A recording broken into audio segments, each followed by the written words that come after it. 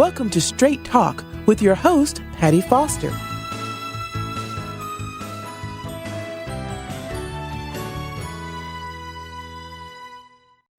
Welcome, I'm Patty Foster. Thank you so much for joining us for another episode of Straight Talk with Patty, as we're collaborating with Hope After Brain Injury to really designate and zero in on hope lessons. Dr. Adams, thanks for joining me today.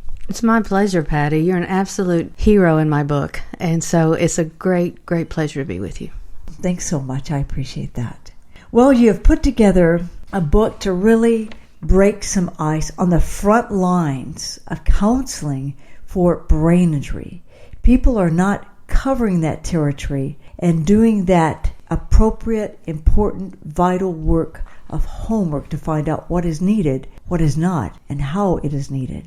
So the title of the book is Christian and Faith-Based Counseling for Brain Injury, Techniques for Survivors and Families. As we start our time together, Dr. Adams, could you break down for us about how and what inspired you to write this book? I sure will. I feel like that it's been a long process. Patty, as you know, you actually introduced traumatic brain injury to me through your own experience. And when that happened, the Lord said, you're going to do that the rest of your life, Deana. You're going to counsel with brain injury. You're going to be their advocate. Those are your people from here on out. And so as a licensed professional counselor, what I found is, especially early on, I think you and I met in 2008, that there really wasn't much information out there. Now, there could be, and I just didn't know where to find it, but I don't think there was very much. And in fact, people didn't know what TBI was. You sort of had to explain it to them, traumatic brain injury. And then, so I found that Jenny Ponsford out of Australia, I found some of her work, but I realized there's nothing that's Christian-based at all, or faith-based. And so the Lord put that on my heart. He said, I want you to write it. And I said, if you want me to write it, make sure that I don't get bored out of it or procrastinate or whatever. And he was so sweet. And I enjoyed absolutely every second of it. And Routledge Press were kind enough to accept the offer.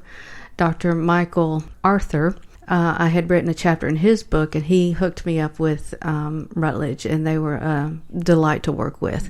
So that's how it came about. Well, talk about Routledge. Had they covered brain injury and counseling before? They have a brain injury series, and they have some counseling in there, but nothing that's faith-based. So that was the difference. So what was that kind of the chasm or the gap that was hollow and not filled between counseling and brain injury that you found your book to fill? I think that, well, when people have a brain injury, as horrific as it is, most everybody concentrates on survival. And because of where we are in this day and age and the ability to keep people alive, a lot more are surviving. And do you hear my little dog scratching around? So what happens is, there's like in Texas, 1 in 300 families are affected by brain injury. It's about 2.7 million in the U.S. and Europe that are affected by it. So because the concentration has been survival and get them back home, when people survive, then all of a sudden there's the emotional aspect of it. And that just was not being addressed at the level it needed to be. And when people are back to life, so to speak, they're really not taught how to deal with how to deal with the deficits that they're experiencing, nor are the families. And so that was the reason that I felt like it was very important to have the book. Talk about why this significant need is so overlooked. What do you think is the reason for people continually overlooking this specific need for brain injury? Because I've heard you talk about brain injury in the counseling and how it is so to itself. It's not like the way you were taught in school, in grad school, about other counseling techniques. Talk with us and our listeners about that. There is no gold standard for counseling technique for brain injury. I think one of the reasons it's so difficult for people is because brain injury is not a mental illness. So one has to know as much as you can about the physiology of the brain and when there's an injury, so that when somebody comes out and feels, when they come to you with a lot of anger, the question that the counselor needs to know is, okay, how far out are you in your recovery? Because anger is a part of the recovery process. The same thing with depression. That's not to say that we don't do the necessary things to make sure they're not going to hurt themselves. But some of the depression, if you'll think about it, Patty, if somebody is well enough to remember what they used to do and aware enough that they know that they can't do that, of course they're going to get depressed. So actually depression can be a step in the recovery process.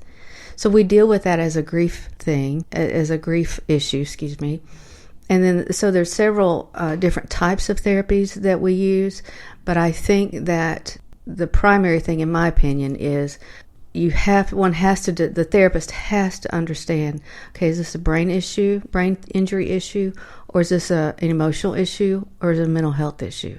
So many times when people become alive again, so to speak, or they get better, their moods are real swingy. They swing back and forth. And if somebody's not aware of brain injury, they're going to slap a bipolar diagnosis on them. And that's not it at all. It's not it at all. So I think it's making those distinctions is key to effective therapy with brain injury.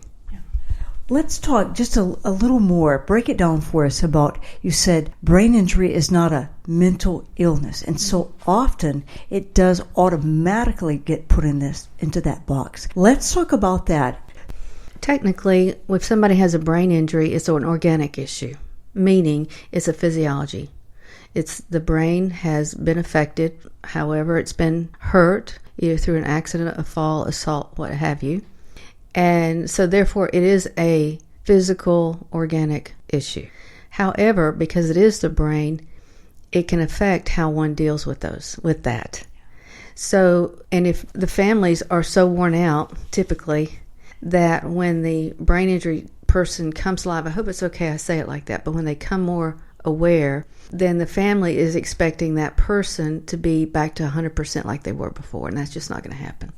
So it's organic in nature, but there is some emotional issues that come with it as they learn to live again. How about, as we wrap up this segment, we can just let the listeners know that in the next segment, we will segue into that point right there, as you said.